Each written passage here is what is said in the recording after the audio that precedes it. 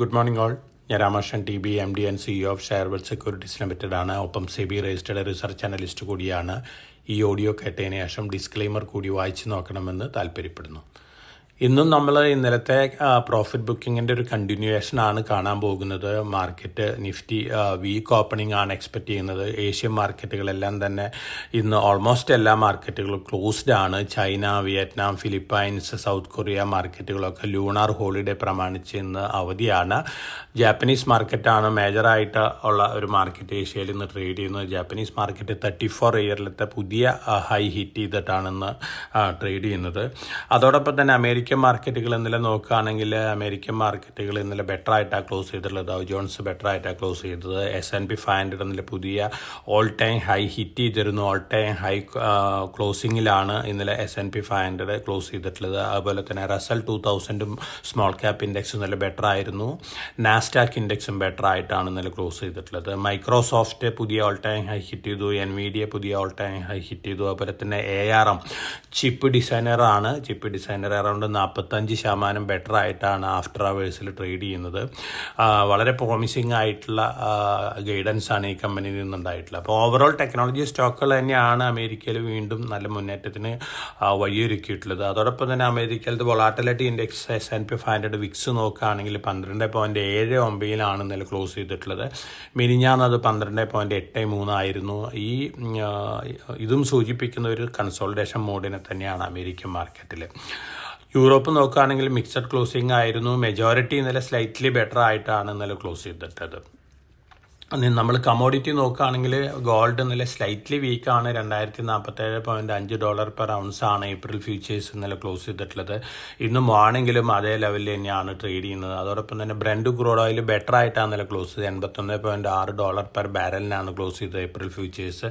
ഇന്ന് മോർണിംഗിലും സെയിം ലെവലാണ്. Metal futures flat to mixed ആയിരുന്നു ഇന്നലെ. സെയിം ട്രെൻഡ് തന്നെയാണ് ഇന്ന് മോർണിംഗിലും ഉള്ളത്. ഇനി ഓവറോൾ നമ്മൾ സ്റ്റോക്ക് സ്പെസിഫിക് ആയിട്ടുള്ള ന്യൂസ് ഫ്ലോസ് ആണ് ഇന്ത്യയിൽ മേജറായിട്ട് മാർക്കറ്റിൽ ഇമ്പാക്റ്റ് ഉണ്ടാക്കാൻ പോകുന്നത്. Q3 റിസൾട്ടുകൾ തന്നെയാണ്. അപ്പോൾ എക്സലൻറ്റ് Q3 റിസൾട്ടുകൾ കാഴ്ചവെച്ചിട്ടുള്ള കമ്പനികളൊന്നും സൊമാറ്റോ ആണ്. എക്സലൻറ്റ് റിസൾട്ടാണ്. അതുപോലെ ക്വിക്ക് കോമേഴ്സ് ഉണ്ട്. ബ്ലിങ്കിറ്റിൻ്റെ റവന്യൂ സ്ട്രീമും അതുപോലെ തന്നെ പ്രോഫിറ്റബിലിറ്റി ഒക്കെ ഡബിൾ ചെയ്തിരിക്കുകയാണ്. അപ്പോൾ സൊമാറ്റോനെ സംബന്ധിച്ച് പോസിറ്റീവ് ആണ്. നമ്മുടെ തന്നെ ഒരു റെക്കമെൻഡഡ് സ്റ്റോക്കും കൂടിയാണ്. സൊമാറ്റോൻ്റെ സ്റ്റോക്ക് പ്രൈസിൽ ഒരു മുന്നേറ്റം കാണാനുള്ള സാധ്യതകളുണ്ട്. അതുപോലെ തന്നെ ബയോകോണും നല്ല റിസൾട്ടാണ് കാഴ്ചവെച്ചിരിക്കുന്നത്. ബെറ്റർ ദാൻ എക്സ്പെക്റ്റഡ് റിസൾട്ടാണ് ബയോകോൺ. വളരെ കാലത്തിന് ശേഷമാണ് ബയോകോൺ ഇത്തരത്തിലുള്ള റിസൾട്ട് പോസ്റ്റ് ചെയ്തിട്ടുള്ളത്. RVNL സ്ലൈറ്റ്ലി ബിലോ എക്സ്പെക്റ്റേഷൻ ആയിരുന്നു result. IRCON slightly above expectation ആയിരുന്നു ഇർക്കോണിൻ്റെ റിസൾട്ട് വന്നിട്ടുള്ളത്. അതുപോലെ തന്നെ BHEL 5500 കോടി രൂപ ഓർഡർ കിട്ടിയിട്ടുണ്ട്. സൂപ്പർ ക്രിട്ടിക്കൽ പവർ ജനറേഷൻ എക്സ്പാൻഷന് വേണ്ടിയാണ്. പോസിറ്റീവാണ് BHELനെ സംബന്ധിച്ച്. ധാരാളം ഓർഡേഴ്സ് കിട്ടിക്കൊണ്ടിരിക്കുന്ന ഒരു ക്യാപിറ്റൽ ഗുഡ്സ് കമ്പനിയാണ് BHEL ഓൾറെഡി നല്ല രീതിയിൽ മുന്നേറിയിട്ടുണ്ട്. എന്നിരുന്നാൽ ഈ ന്യൂസ് പോസിറ്റീവാണ്. താഴെ വരുമ്പോൾ ഒരു പക്ഷേ ലോവർ ലെവലിൽ ബയ്യും കാണാനുള്ള സാധ്യതകളുണ്ട്. JK സിമെൻറ്റിൻ്റെ net profit Q3 net profit 93.9% better ആയിരിക്കുകയാണ്. അതോടൊപ്പം തന്നെ 21 രൂപ ഇൻ്ററിൻ ഡിവിഡൻഡ് ഡിക്ലെയർ ചെയ്തിട്ടുണ്ട്. ഫെബ്രുവരി 21 റെക്കോർഡായിട്ട് ഫിക്സ് ചെയ്തിട്ടുള്ളത്. ആസ്റ്റർ DMൻ്റെ റിസൾട്ടും Q3 നല്ല റിസൾട്ടാണ്. 28.6% പ്രോഫിറ്റ് ആഫ്റ്റർ ടാക്സ് ഇൻക്രീസ് വന്നിരിക്കുന്നത്. റവന്യൂയും ബെറ്ററാണ്. CG പവർ JV ഫോം ചെയ്തിരിക്കുകയാണ് സെമി കണ്ടക്ടർ മാനുഫാക്ചറിങ്ങിന് വേണ്ടിയിട്ട്. റെനസാസ് ഇലക്ട്രോണിക്സ് അമേരിക്കാസ് ഇൻകോർപ്പറേഷനും അതുപോലെ തന്നെ സ്റ്റാർ മൈക്രോ ഇലക്ട്രോണിക്സ് തായ്ലൻഡ് തമ്മിലുള്ള JV ആണ്. മുമ്പ് റിപ്പോർട്ട് ചെയ്തിട്ടുള്ള ന്യൂസ് തന്നെയാണ്. പക്ഷേ CG പവറിനെ സംബന്ധിച്ച് ലോങ് ടൈം പോയിന്റിൽ പോസിറ്റീവായിട്ട് ന്യൂസാണ്. വലിയ രീതിയിലുള്ള ഇൻവെസ്റ്റ്മെൻ്റ് ആണ് ഈ കമ്പനി സെമി കണ്ടക്ടർ രംഗത്ത് പ്ലാൻ ചെയ്തുകൊണ്ടിരിക്കുന്നത്.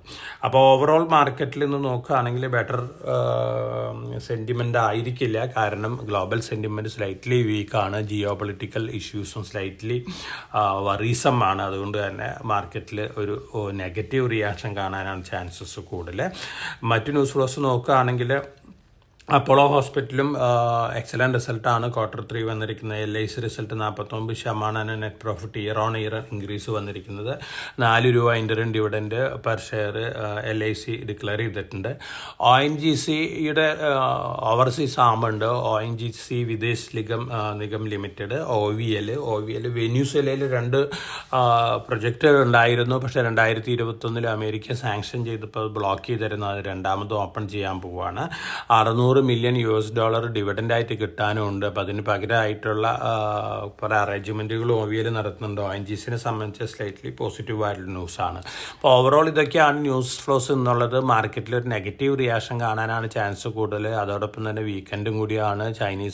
ഏഷ്യയിലത്തെ ഒട്ടുമിക്കാറും മാർക്കറ്റുകളും ക്ലോസ്ഡ് ആണ്. ജാപ്പനീസ് മാർക്കറ്റാണ് ബെറ്റർ സെൻറ്റിമെൻറ്റിൽ ട്രേഡ് ചെയ്യുന്നത്.